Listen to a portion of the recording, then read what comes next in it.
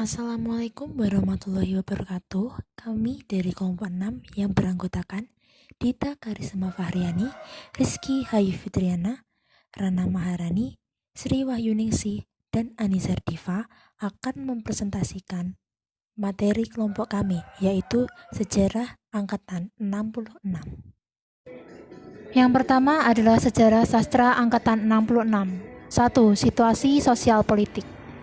Seperti telah diketahui bahwa situasi sastra periode 65 berkisar pada pertentangan ideologi, lebih tepatnya antara Pancasila atau kubu manifest kebudayaan melawan kubu komunis atau kubu Lekra.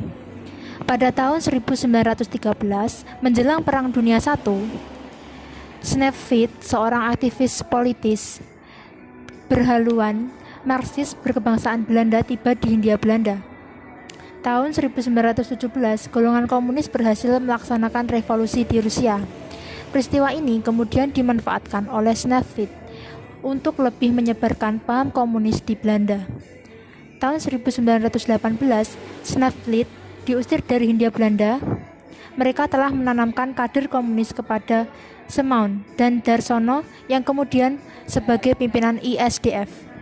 Pada tanggal 23 Mei 1920 dalam Kongres ISDF di Semarang berubah menjadi Perserikatan Komunis Hindia Belanda, sebagian besar dari Komunis Internasional. Pada tahun 1924, Perserikatan Komunis di Hindia Belanda mengadakan kongres di Jakarta dan menggunakan nama Partai Komunis Indonesia atau PKI. Sejak 5 Juli 1959, Presiden Soekarno mencanangkan pelaksanaan demokrasi terpimpin. Terpimpin mengacu pada dipimpin oleh hikmat kebijaksanaan dalam permusyawaratan perwakilan. Namun, dalam pelaksanaannya, demokrasi terpimpin cenderung bergeser menjadi terpimpin oleh presiden atau pemimpin besar revolusi. Sementara itu, tujuan revolusi untuk membentuk suatu dunia baru yang bersih dan imperialisme dan kolonialisme menuju perdamaian dunia. Pada intinya, PKI memandang Pancasila hanya sebagai alat untuk mencapai tujuan. Hal ini diperkuat ketika tanggal 30 September 1965 PKI mengadakan pemberontakan. Dan tanggal 10 Januari 1996 kami mengeluarkan teritura rakyat yang berisi bubarkan PKI, bersihkan kabinet dari unsur G13 PKI, dan turunkan harga-harga. Yang kedua adalah situasi kesusastraan.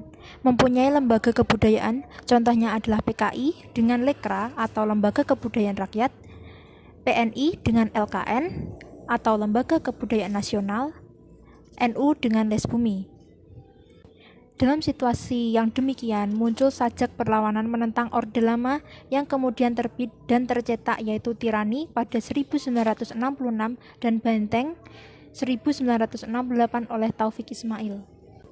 Adanya protes sosial dan politik menyebabkan HB Jassin memproklamirkan lahirnya Angkatan 66 di horizon pada tahun 1966. Lahirnya Lekra sebagai lembaga PKI. Pada tahun 1957, Indonesia memasuki demokrasi terpimpin, di mana kekuatan politik terpusat pada tangan Presiden Soekarno.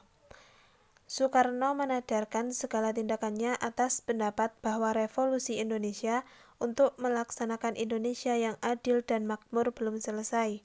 Menurutnya, revolusi masih akan berlanjut sebelum tercapainya Indonesia yang adil dan makmur. Pidato Presiden Soekarno yang berjudul Penemuan Kembali Revolusi Kita bahkan dijadikan sebagai GBHN dengan ketetapan MPRS nomor 1/MPRS/1960. Pidato tersebut akhirnya dikenal sebagai Manipol atau Manifesto Politik. Gagasan Soekarno tentang manifesto politik ini tampaknya digunakan PKI sebagai sebuah kesempatan untuk memperoleh kekuasaan di Indonesia. PKI merupakan partai politik yang pada masa itu merupakan salah satu partai besar di Indonesia. Sebagai partai besar di Indonesia, PKI menyadari kesenian dan kesusastraan bagian penting untuk menguatkan kekuatan politik. PKI tampaknya terilhami oleh ideologi kaum Marxis komunis yang memandang seni dan sastra sebagai bagian dari kehidupan partai politik yang penting sehingga kegiatan seni dan sastra harus diawasi secara ketat. Sehingga pada tanggal 17 Agustus 1950, PKI mendirikan sebuah organisasi kebudayaan untuk memperkuat kedudukan partainya di Indonesia. Organisasi tersebut dinamakan dengan Lembaga Kebudayaan Rakyat atau disingkat dengan Lekra.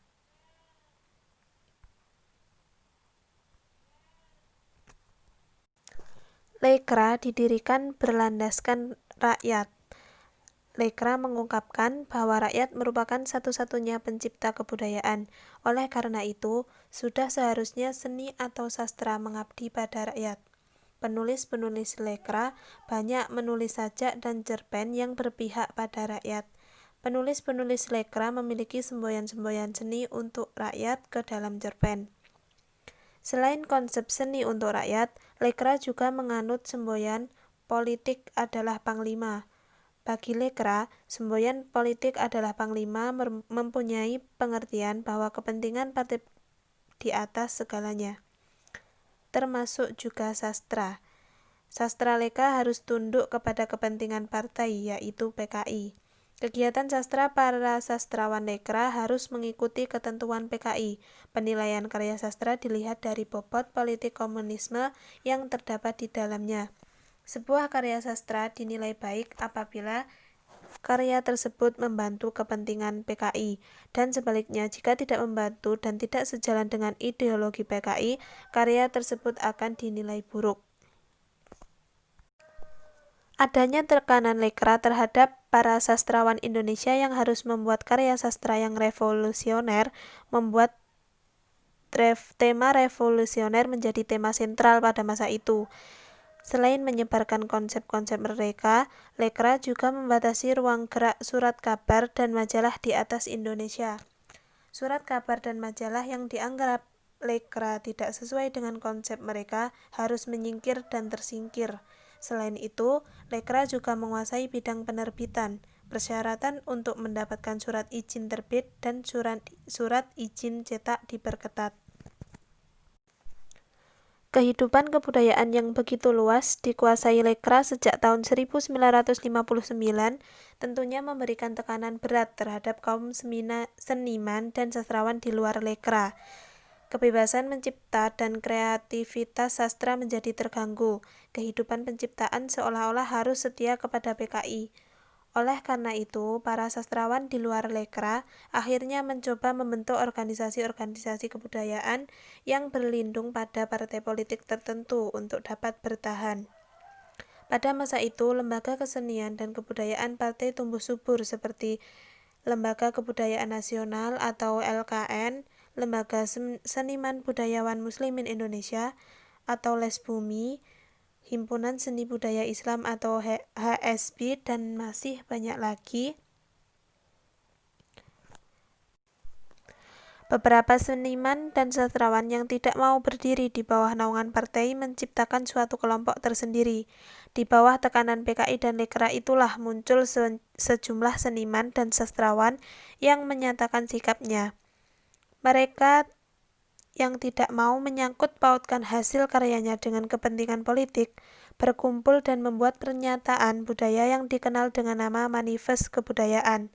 Pada tanggal 17 Agustus 1963, sekelompok cendekiawan yang menentang Lekra memproklamasikan Manifest Kebudayaan yang walaupun mendukung Pancasila tidak mau mendukung Manipol Asdek atau Nasakom dan menghendaki suatu kebudayaan yang tidak didominasi oleh suatu ideologi politik tertentu. Yang kedua adalah Lembaga Kebudayaan Nasional atau LKN, merupakan organisasi kebudayaan yang didirikan dengan Partai Nasional Indonesia atau PNI. Pada tanggal 20 Mei 1959 pada saat Kongres di Solo. LKN menyampaikan maksud dan tujuan didirikannya adalah sebagai wadah kebudayaan PNI. Kongres Lembaga Kebudayaan Nasional yang pertama adalah menetapkan Sitor Situmorang sebagai Ketua Umum, Soeharto dan Subekti menjadi Dewan Perancang yang bertugas membuat kelengkapan pengurus Dewan Pimpinan dan pengurus pusat LKN dalam waktu singkat. Pada putusan-putusan yang lahir dalam kongres ini, alur pikiran dan ideologi LKN memperlihatkan kedekatan dengan yang dipegang oleh Lekra. Dalam putusan tersebut juga nampak sebuah definisi baru dari kebudayaan nasional, yaitu puncak dari kebudayaan daerah. Tradisi baru bagi LKN adalah hasil dari perpaduan kebudayaan dari antar daerah atau antar negara yang diakui mutu dan kualitasnya. Selanjutnya adalah Konferensi Besar LKN. LKN mengadakan konferensi yang pertama pada tanggal 19 sampai 20 Mei 1962 bertepat di Gedung Panti Maherni, Semarang. Konferensi besar ini adalah bentuk penguatan kembali LKN sebagai sayap politik dari PNI. Dalam konferensi ini, LKN mengeluarkan beberapa putusan berkaitan dengan kondisi kebudayaan dan bangsa. Pada putusan ini, LKN mengajak para budayawan dan pendidik untuk membangun jiwa sosialis Pancasila Indonesia untuk bangsa Indonesia. LKN pun mengajak para cendekiawan untuk memberi sumbangan besar kepada bangsa lewat ilmu pengetahuan dan menciptakan konsepsi dan konkret di bagian bidang kehidupan. Konferensi besar LKN ini dapat dikatakan hanyalah bentuk konsolidasi biasa untuk menguatkan barisan LKN. Yang selanjutnya adalah Kongres Lembaga Kebudayaan Nasional atau LKN yang kedua. Kongres yang kedua ini berlangsung pada tanggal 11 sampai 14 September di Kebayoran Baru, Jakarta. Sejak berdirinya LKN di tahun 1959 sampai berlangsungnya Kongres kedua pada tanggal 11 sampai 14 September 1963 terlihat bahwa LKN memiliki perkembangan yang pesat. Penyebaran sayap organisasi kebudayaan PNI ini telah tersebar dari Sabang sampai Irian Barat. Cabang LKN keseluruhan berjumlah 175 yang meliputi 20 daswati. Dalam Kongres LKN yang kedua ini ada beberapa putusan-putusan yang diperoleh. Salah satunya yang pernah menjadi keputusan adalah pengertian seni. LKN lebih mempertegas lagi pengertian seni yang bukan sekedar memperjuangkan rakyat. Dalam putusannya, pengertian seni yang wajib diperjuangkan oleh seniman-seniman marhen adalah sebagai seniman-seniman Pancasila. Dalam Kongres LKN yang kedua ini pun dipilih pengurus harian yang baru. Penetapan pengurus harian dibentuk pada Maret 1964, menyusul kemudian beberapa bulan setelah berlangsungnya Kongres. Yang selanjutnya adalah konsepsi LKN. Yang pertama, marhenisme sebagai jiwa kebudayaan LKN. Marhenisme adalah sebuah ideologi yang lahir dari buah pikir Bung Karno. Yang kedua adalah konsepsi LKN di bidang kesenian. Konsepsi LKN adalah wujud dari perjuangan revolusi yang berpegang pada marhenisme. Ada 4 bidang kesenian yang memiliki pengaruh cukup besar dalam menyebarkan cita-cita revolusi. 4 bidang tersebut adalah film, drama, seni rupa. Les Bumi atau Lembaga Seniman Budayawan Muslim Indonesia dibentuk pada tahun 1962. Les Bumi sendiri menghimpun berbagai macam artis, pelukis, bintang film, pemain pentas, dan sastrawan, juga ulama yang memiliki latar belakang seni cukup baik. Didirikannya Les Bumi oleh NU sendiri dipengaruhi oleh 3 peristiwa. Yang pertama, dikeluarkannya manifestasi politik pada tahun 1959 oleh Presiden Soekarno. Yang kedua, pengaruh utama Anas Sakom dalam tatanan kehidupan sosial budaya dan politik Indonesia pada awal tahun 1960-an. Dan yang ketiga adalah perkembangan Lekra 1950 yang merupakan organisasi kebudayaan sejak lahirnya tahun 1950-an, di mana ketiga peristiwa tersebut menjadi faktor eksternal lahirnya Les Bumi. Dan faktor untuk faktor internal sendiri, karena kebutuhan akan pendamping terhadap kelompok-kelompok seni budaya di lingkungan NU dan kebutuhan modernisasi seni budaya. Respon Les Bumi terhadap Lekra sendiri: setelah PKI kuat kedudukannya, Lekra resmi menjadi organ kebudayaan yang menganut seni untuk rakyat dan menghantam golongan menganut paham seni untuk seni.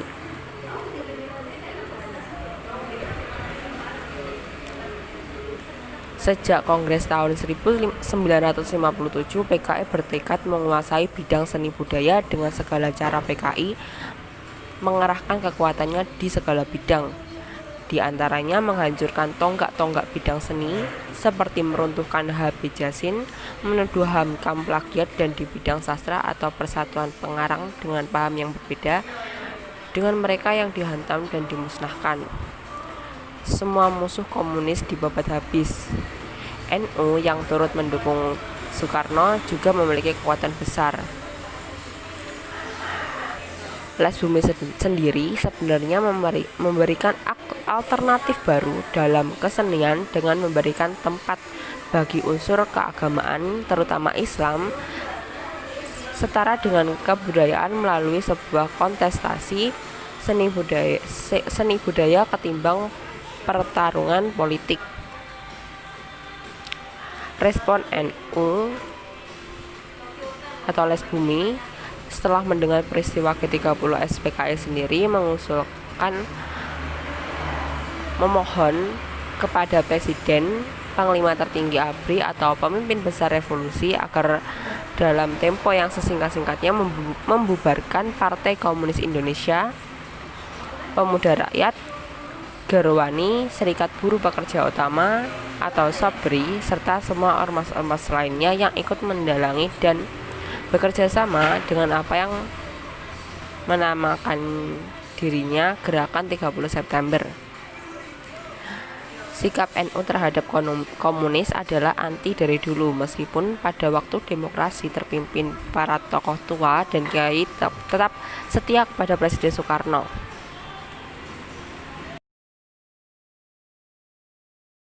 Selanjutnya adalah manifest kebudayaan. Lahirnya manifest kebudayaan. Manifest kebudayaan bukanlah sebuah organisasi, melainkan sebuah pernyataan kebudayaan dari seniman dan sastrawan yang menyatakan cita-cita kebudayaan mereka. Latar belakang lahirnya manifest kebudayaan ini dimulai ketika lembaga kesenian dan kebudayaan tumbuh subur, seperti LKN, Les Bumi, dan lain-lain. Saat itu, seniman dan sastrawan tidak bisa bersikap untuk netral, karena dituntut sikap loyalitas dan harus berpihak kepada partai. Mereka harus berpikir kepada perdamaian dan kemanusiaan lewat sebuah wacana yang tercipta dari partai yang ia bela. Adanya tekanan dari pihak PKI dan Lekra membuat sejumlah seniman dan sastrawan yang tergabung dalam majalah sastra untuk menyatakan sikapnya. Mereka yang tidak berkenan menyangkut pautkan hasil karya sastra mereka dengan kepentingan politik berkumpul dan berinisiatif untuk membuat sebuah pernyataan budaya yang dikenal sebagai manifest kebudayaan, sebagai reaksi atas kehidupan kesenian dan kesusastraan pada masa itu yang telah dikuasai oleh Lekra. Naskah Manifest Kebudayaan akhirnya selesai dibuat pada tanggal 17 Agustus 1963 pada pukul 4. Naskah tersebut pertama kali ditulis rancangannya oleh Wiratmo Sukito. Adapun isi dari teks Manifest Kebudayaan yaitu: kami para seniman dan cendekiawan Indonesia dengan ini mengumumkan sebuah manifest kebudayaan yang menyatakan pendirian, cita-cita dan politik kebudayaan nasional kami. Bagi kami, kebudayaan adalah perjuangan untuk menyempurnakan kondisi hidup manusia. Kami tidak mengutamakan salah satu sektor kebudayaan di atas sektor kebudayaan lain. Setiap sektor berjuang bersama-sama untuk kebudayaan itu sesuai dengan kodratnya.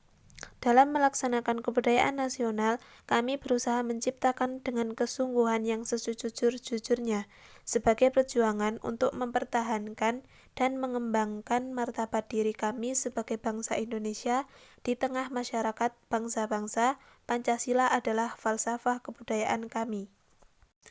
Jakarta, 17 Agustus 1963. Ditandatangani oleh H.B. Jasin, Trisno Sumarjo, Wiratmo Sukito, Zaini, Bokor Hutasuhud, Gunawan Muhammad, Bastari Asnin, Purrasuwanto, Suhokjin, Muljanto, Ras Siregar, Hartojo, Anjang Jaya, Syahwil, Yufri Tanisan, Binsar Sitompul, Taufik Ismail, Gerson Poik, M. Saribi Afandi, Purnawan Nyodronegoro, Ekana Siswojo, Nasar, dan Bon S. Umarjati.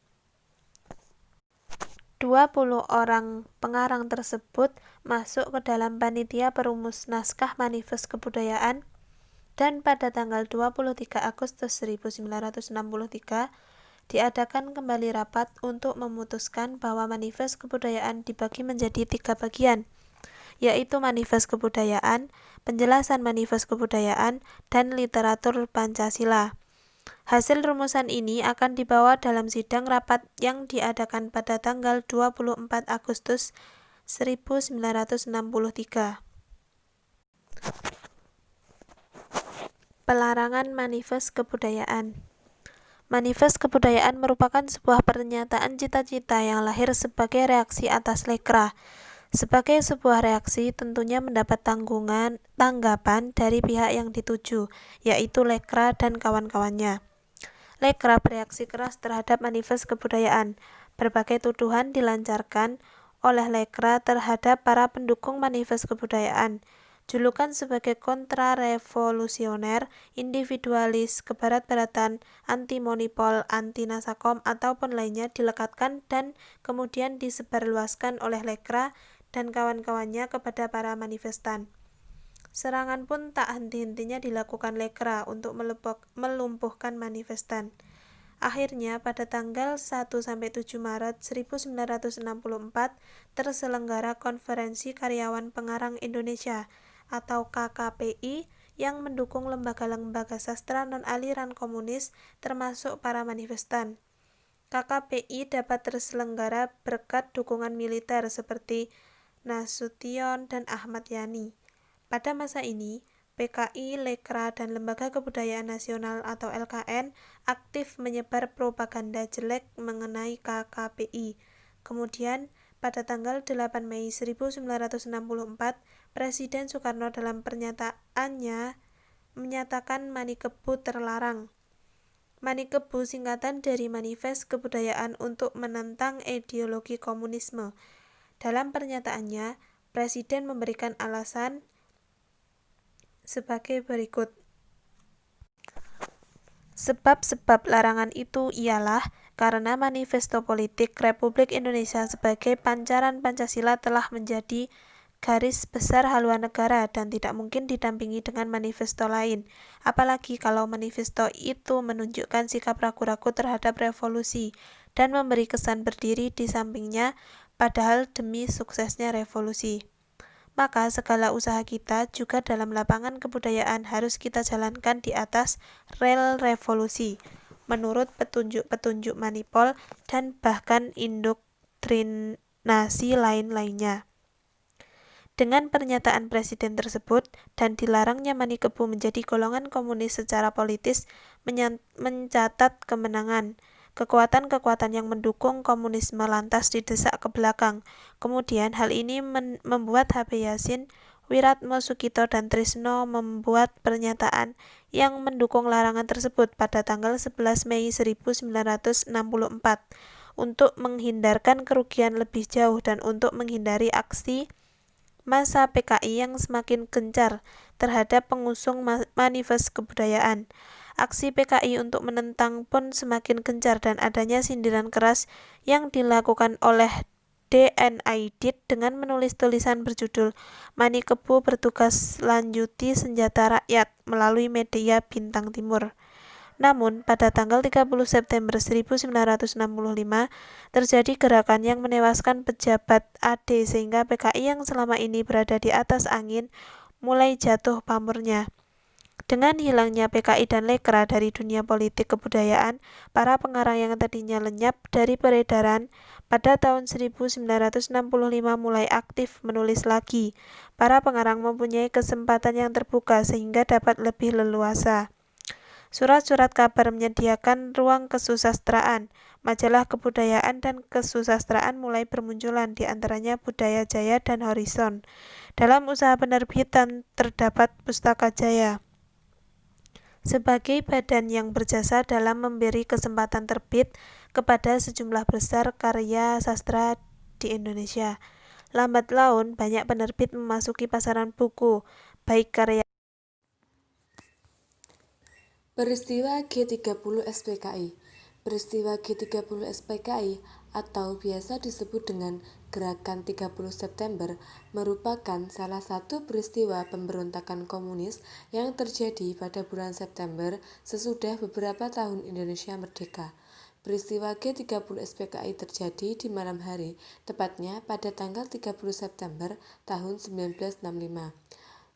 Setidaknya ada 7 perwira tinggi militer yang terbunuh dalam peristiwa tersebut. Partai Komunis saat itu sedang dalam kondisi yang amat kuat karena mendapatkan sokongan dari Presiden Soekarno.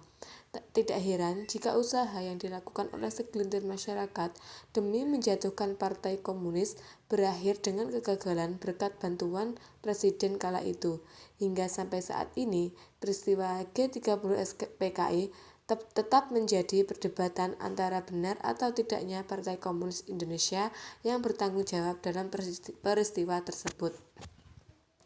Munculnya sastra angkatan 66 ini didahului dengan adanya kemelut di segala bidang kehidupan di Indonesia yang disebabkan oleh aksi teror politik G30 SPKI dan ormas-ormas yang bernaung di bawahnya. Sejarah mulainya G30 SPKI. Pada hari Jumat tanggal 1 Oktober 1965, secara berturut-turut RRI menyiarkan berita penting. Sekitar pukul 7 pagi memuat berita bahwa hari Kamis tanggal 30 September 1965 di ibu kota RI telah terjadi gerakan militer dalam angkatan darat yang dinamakan Gerakan 30 September, dikepalai oleh Letnan Kolonel Untung, Komandan Batalion Cakrawibara, yang termasuk pasukan pengawal pribadi Presiden Soekarno. Sekitar pukul 1 siang juga memberitakan Dekret Nomor 1 tentang pembentukan Dewan Revolusi Indonesia dan Keputusan Nomor 1 tentang susunan Dewan Revolusi Indonesia. Baru dalam siaran kedua diumumkan susunan komandan Brigjen Soeparjo, Letnan Kolonel Udara Heru, Kolonel Laut Sonardi, dan Ajun Komisaris Besar Polisi Anwar sebagai wakil komandan. Pada pukul 7 malam juga menyiarkan pidato radio Panglima Komandon Cadangan Strategis Angkatan Darat Mayor Jenderal Soeharto yang menyampaikan bahwa gerakan 30 September tersebut adalah golongan kontrarevolusioner yang telah menculik beberapa perwira tinggi Angkatan Darat dan telah mengambil alih kekuasaan negara dari Presiden atau Panglima tertinggi ABRI atau pemimpin besar revolusi dan melempar Kabinet Dwikora ke kedudukan demisioner. Latar belakang G30 SPKI perlu ditelusuri sejak masuknya paham komunisme atau Marxisme Leninisme ke Indonesia awal abad ke-20, penyusupnya ke dalam organisasi lain, serta kaitannya dengan gerakan komunisme internasional. Dalam hal-hal yang mendasar dari politik PKI di Indonesia terbukti merupakan pelaksanaan perintah dari pimpinan gerakan komunisme internasional. Adapun persiapan PKI antara lain: 1. Membentuk biro khusus di bawah pimpinan Syam Kamaruzman. Tugas biro khusus adalah merancang dan mempersiapkan perebutan kekuasaan. Yang kedua, menuntut dibentuknya Angkatan ke-5 yang terdiri atas buruh dan tani yang dipersenjatai. Yang ketiga, melakukan sabotase, aksi sepihak, dan aksi teror. Sabotase terhadap transportasi kereta yang dilakukan aksi buruh kereta api Januari-Oktober 1964 yang mengakibatkan serentetan kecelakaan kereta api seperti di Purwokerto, Kroya, Tasikmalaya, Bandung, dan Tanah Abang. Aksi sepihak misalnya peristiwa Jengkol, Bandar Betsi, dan peristiwa Indramayu. Aksi teror misalnya peristiwa Kanigoro Kediri. Hal itu dilakukan sebagai persiapan untuk melakukan kudeta.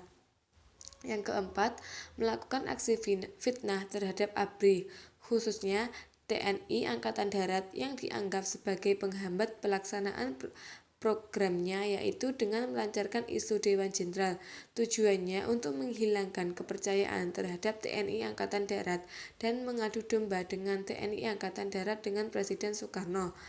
Yang kelima, melakukan latihan kemiliteran di Lubang Buaya, Pondok Gede, Jakarta.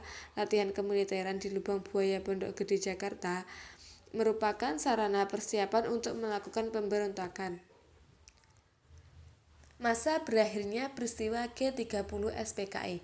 Pada tanggal 1 Oktober 1965, penumpasan G30 SPKI dimulai pada sore hari.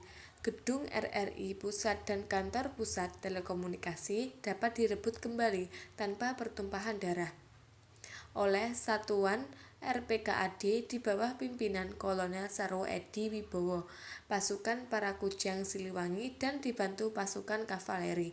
Setelah diketahui bahwa basis G30 SPKI berada di sekitar Halim Perdana Kusuma dan sasaran diarahkan ke sana. Pada tanggal 2 Oktober 1965, Halim Perdana Kusuma diserang oleh satuan RPKAD di bawah komando Kolonel Sarwo Edi Wibowo atas perintah Majen Soeharto. Pada pukul 12 siang, seluruh tempat itu berhasil dikuasai oleh TNI Angkatan Darat. Pada tanggal 3 Oktober 1965, pasukan RPKAD yang dipimpin oleh Mayor C.I. Santoso berhasil menguasai daerah Lubang Buaya. Setelah usaha pencarian perwira TNI Angkatan Darat dipergiat dan atas petunjuk Kopral 1 Polisi Sukirman yang menjadi tawanan G30 SPKI, tetapi berhasil melarikan diri, didapat keterangan bahwa para perwira TNI Angkatan Darat dibawa ke Lubang Buaya.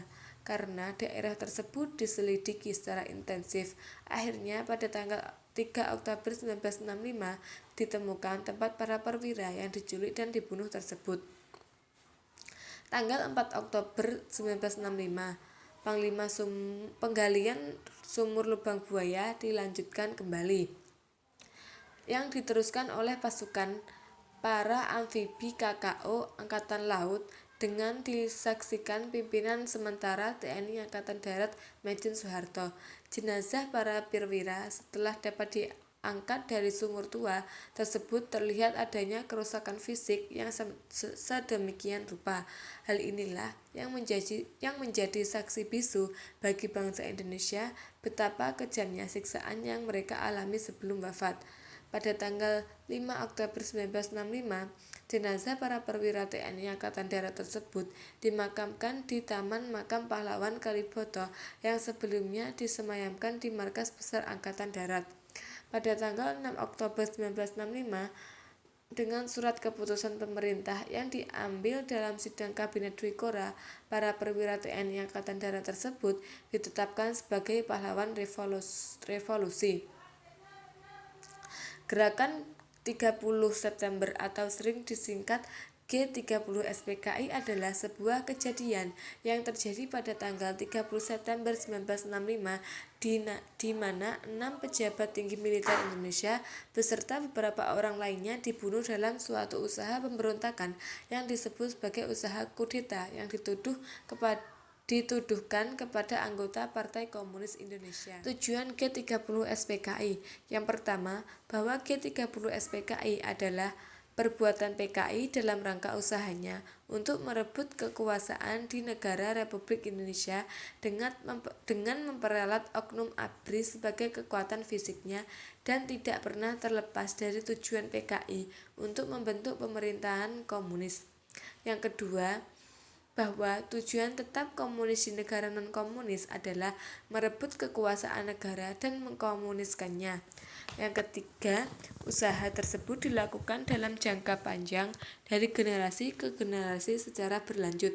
Yang keempat, selanjutnya bahwa kegiatan yang dilakukan tidak pernah terlepas dari rangkaian kegiatan komunisme internasional. Dampak pasca peristiwa G30 SPKI. Yang pertama, secara politik telah lahir peta kekuatan politik baru yaitu Tentara Angkatan Darat. Yang kedua, sampai bulan Desember 1965, PKI telah hancur sebagai kekuatan politik di Indonesia. Yang ketiga, kekuasaan dan pamor politik Presiden Soekarno memudar. Yang keempat, secara sosial telah terjadi penangkapan dan pembunuhan terhadap orang-orang PKI atau dianggap PKI yang tidak semuanya melalui proses pengadilan dengan jumlah yang relatif banyak. Peristiwa Tritura. Tritura sendiri adalah manifestasi dari keterlibatan mahasiswa Indonesia di dalam berbangsa dan bernegara yang tergabung dalam KAMI, yaitu Kesatuan Aksi Mahasiswa Indonesia, dan juga diikuti oleh kesatuan-kesatuan aksi yang lain seperti KAPI, yaitu Kesatuan Aksi Pelajar Indonesia, kemudian Kesatuan Aksi Pemuda Indonesia, kemudian KABI, Kesatuan Aksi Buruh Indonesia, kemudian KASI, Kesatuan Aksi Sarjana Indonesia, KAWI, Kesatuan Aksi Wanita Indonesia, juga KAGI, yaitu adalah Kesatuan Aksi Guru Indonesia yang didukung penuh oleh TNI.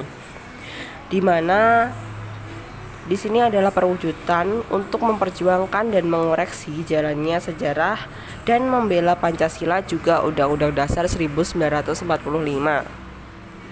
Sejak gagalnya kudeta G30 SPKI pada tahun 1965, pemerintah tidak segera bertindak untuk menyelesaikan politik terhadap tokoh-tokoh PKI.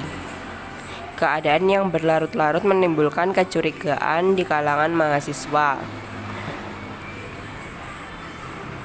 yang kemudian mahasiswa, pemuda, dan organisasi-organisasi anti komunis meminta kepada pemerintah agar membubarkan G30 SPKI. Namun tidak ada sambutan positif dan menimbulkan kekecewaan bagi masyarakat di Indonesia, yang kemudian diperparah juga dengan kenaikan harga bahan bakar. Kemudian pada tanggal 10 Januari 1966, mahasiswa melancarkan tuntutan yang dikenal dengan nama Tri Tuntutan Rakyat atau Tritura, yang meliputi 3 hal, yaitu adalah pembubaran Partai Komunis Indonesia atau PKI beserta ormas-ormasnya, kemudian perombakan Kabinet Dwi Kora, turunkan harga BBM, dan kemudian 3 tuntutan tersebut diserukan di demonstrasi-demonstrasi yang ada. Ribuan mahasiswa turun ke jalan untuk menyuarakan protes atas kondisi negara yang sangat memprihatinkan pasca tragedi Gerakan 30 September yang menyisakan keguncangan yang tak kunjung ditemukan ujungnya lantaran pemerintah sendiri sangat lambat untuk bertindak, dan gelombang aksi mahasiswa besar-besaran mencapai puncak pada 12 Januari 1966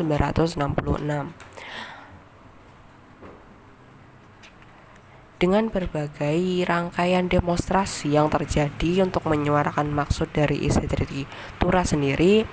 Akhirnya dikeluarkanlah surat perintah pada 11 Maret 1966 oleh Presiden Soekarno yang memerintahkan kepada Mayor Jenderal Soeharto selaku Panglima Angkatan Darat untuk mengambil tindakan yang perlu untuk memulihkan keamanan dan ketertiban.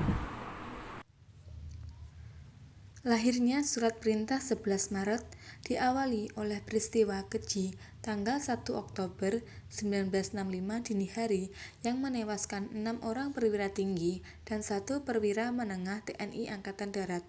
Kekejian ini kemudian disusul oleh banjir darah dalam pembantaian massal yang berlangsung antara medio bulan Oktober hingga Desember 1965. Gerakan 30 September 1965 berhasil diatasi oleh Panglima Komando Strategis Angkatan Darat Majen Soeharto. Kesegapan dalam mengatasi keadaan sejak 1 Oktober 1965 membuat Majen Soeharto diserahi tugas sebagai Panglima Komando Operasi Pemulihan Keamanan dan Ketertiban. Karir militernya menanjak cepat. Soeharto kemudian dilantik sebagai Panglima TNI Angkatan Darat dengan pangkat Letjen. Hari Jumat, tanggal 11 Maret 1966, Presiden Soekarno tengah memimpin sidang Kabinet Dwikora yang disempurnakan di Istana Merdeka. Tiba-tiba tersiar bahwa selain di mahasiswa, ternyata ada sekelompok pasukan tak dikenal tanpa atribut yang sedang bergerak di sekitar Monas. Melihat situasi demikian, maka Soekarno segera meninggalkan sidang dan terbang menggunakan helikopter menuju ke Istana Bogor. Sore harinya, datanglah 3 orang jenderal yang sebelumnya telah bertemu dengan Letjen Soeharto yang tidak hadir dalam sidang kabinet karena sakit. Di Istana Bogor, ketiga jenderal yaitu Basuki Rahmat, Amir Mahmud, dan M. Yusuf berhasil meyakinkan Presiden Soekarno untuk mengeluarkan suatu surat perintah kepada Letjen Soeharto untuk mengamankan situasi yang semakin memanas. Usai surat itu ditandatangani dan kemudian diterima oleh Letjen Soeharto, jalan politik Indonesia berubah drastis. Tidak sampai 24 jam setelah ditandatanganinya surat tersebut, Soeharto langsung membubarkan PKI dan kemudian menangkap 15 orang menteri dan menyingkirkan orang-orang yang pro-Soekarno dari lingkaran kekuasaan. Super Semar menandai perubahan besar pada orientasi sebagai kebijakan politik di Indonesia. Sejak inilah, secara perlahan namun pasti kekuasaan Soekarno mulai dipreteli. Kebijakan-kebijakan yang sifatnya non-teknis militer yang semestinya menjadi wewenang Presiden sebagai kepala pemerintahan sejak itu dapat diambil oleh Soeharto selaku Panglima Angkatan Darat atau Pangkopkamtib atas dasar Super Semar. Khawatir jika Super Semar dapat dicabut oleh Presiden Soekarno sewaktu-waktu, maka MPRS yang telah diisi oleh para pendukung Soeharto segera mengesahkan Super Semar menjadi ketetapan MPRS pada tahun 1967. Meskipun secara fisik surat aslinya tidak pernah ditemukan sehingga muncul banyak kontroversi, namun keberadaan Super Semar tidak dapat dipungkiri. Presiden Soekarno dalam pidatonya yang berjudul Jangan Sekali-kali Meninggalkan Sejarah tanggal 17 Agustus 1966 dengan tegas menyatakan bahwa Super Semar yang diberikannya pada Letjen Soeharto bertujuan untuk mengatasi keadaan dan menjaga wibawa Presiden. Dalam pidato tersebut, Presiden Soekarno juga menyampaikan rasa terima kasih pada Letjen Soeharto karena telah melaksanakan tugasnya dengan baik. Namun, Soekarno sebagai pemberi perintah juga menekankan bahwa surat perintah 11 Maret bukanlah peralihan kekuasaan. Apabila Super Semar dianggap sebagai perintah peralihan kekuasaan dan pemerintahan wewenang, pemerintahan dari Soekarno kepada Soeharto tentu suatu kekeliruan. Super Semar tidak tepat dijadikan legitimasi bagi pengambilan keputusan politis yang dilakukan oleh Soeharto, apalagi hingga dijadikan tonggak bagi berdirinya pemerintahan Orde Baru. Akan tetapi, terbukti bahwa Super Semar telah menjadi titik balik kekuasaan Presiden Soekarno yang kala itu terus merosot. Terbalik dengan makin populernya nama Letjen Soeharto, arah perpolitikan Indonesia berbelok dari sipil ke militeran dan berorientasi kiri menjadi ke kanan dan dari anti nekolim menjadi pro modal asing. Super Semar kemudian menjadi alat alat politik bagi legitimasi kekuasaan yang bercokol selama 32 tahun. Untuk selanjutnya, karakteristik sastra angkatan 66. Sastra angkatan 66 memiliki ciri atau karakteristik tersendiri dalam sejarah sastra Indonesia. Karakteristik tersebut antara lain: 1. Bercorak perjuangan anti tirani, protes politik, anti kezoliman, dan anti kebatilan. 2. Bercorak membela keadilan, kebenaran, dan kebajikan. 3. Mencintai nusa, bangsa, negara, dan persatuan dalam pergolakan. 4. Pendobrakan terhadap kebobrokan yang disebabkan oleh penyelewengan negara secara besar-besaran sehingga membawa kepada kehancuran. 5. Membela tegak berdirinya Pancasila yang telah diselewengkan, juga terhadap demokrasi terpimpin yang dilaksanakan secara diktator terhubung. 6. Berisi protes sosial dan protes politik. Angkatan 66 mempunyai cita-cita ingin adanya pemurnian pelaksanaan Pancasila dan melaksanakan ide-ide yang terkandung di dalam manifest kebudayaan. Untuk selanjutnya, karakteristik sastra angkatan 66. Sastra angkatan 66 memiliki ciri atau karakteristik tersendiri dalam sejarah sastra Indonesia. Karakteristik tersebut antara lain: 1. Bercorak perjuangan anti tirani, protes politik, anti kezoliman, dan anti kebatilan. 2. Bercorak membela keadilan, kebenaran, dan kebajikan. 3. Mencintai nusa, bangsa, negara, dan persatuan dalam pergolakan. 4. Pendobrakan terhadap kebobrokan yang disebabkan oleh penyelewengan negara secara besar-besaran sehingga membawa kepada kehancuran. 5. Membela tegak berdirinya Pancasila yang telah diselewengkan, juga terhadap demokrasi terpimpin yang dilaksanakan secara diktator terhubung. 6. Berisi protes sosial dan protes politik. Angkatan 66 mempunyai cita-cita ingin adanya pemurnian pelaksanaan Pancasila dan melaksanakan ide-ide yang terkandung di dalam manifest kebudayaan.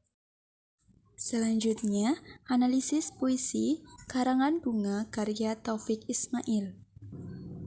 Puisi Karangan Bunga yang ditulis Taufik Ismail merupakan puisi yang mengangkat tema kepahlawanan.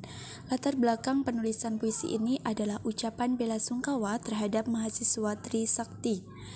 Puisi ini ditulis pada tahun 1966 ketika mahasiswa Indonesia tergabung dalam KAMI atau Kesatuan Aksi Mahasiswa Indonesia mendemo pemerintah Orde Lama yang saat itu masih dipimpin oleh Soekarno.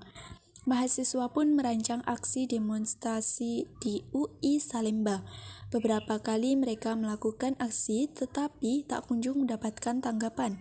Hingga suatu waktu, aksi mereka membuat Soekarno marah dan akhirnya Soekarno merespon dengan tegas bahwa ia tidak akan membubarkan PKI. Keputusan Soekarno ini memancing amarah mahasiswa yang akhirnya menyebabkan kekacauan di Istana Negara. Arif Rahman Hakim, salah satu mahasiswa UI, ditembak mati oleh pasukan Cakrabirawa. Peristiwa inilah yang mendasari Taufik Ismail menulis puisi berjudul Karangan Bunga.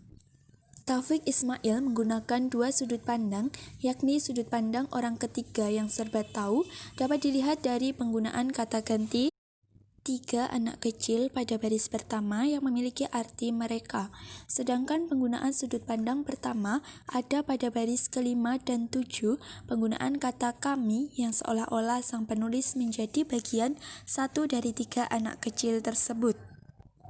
Latar tempat puisi Karangan Bunga tepat di kampus UI Salemba, yang menjadi basis mahasiswa dalam mencanangkan aksi demonstrasinya menuntut Presiden Soekarno. Latar waktu di siang hari saat terjadi penembakan oleh pasukan Cakrabirawa. Latar suasana yang tergambar dalam puisi tersebut adalah suasana sedih dan berduka yang digambarkan simbol pita hitam. Demikianlah presentasi dari kelompok kami.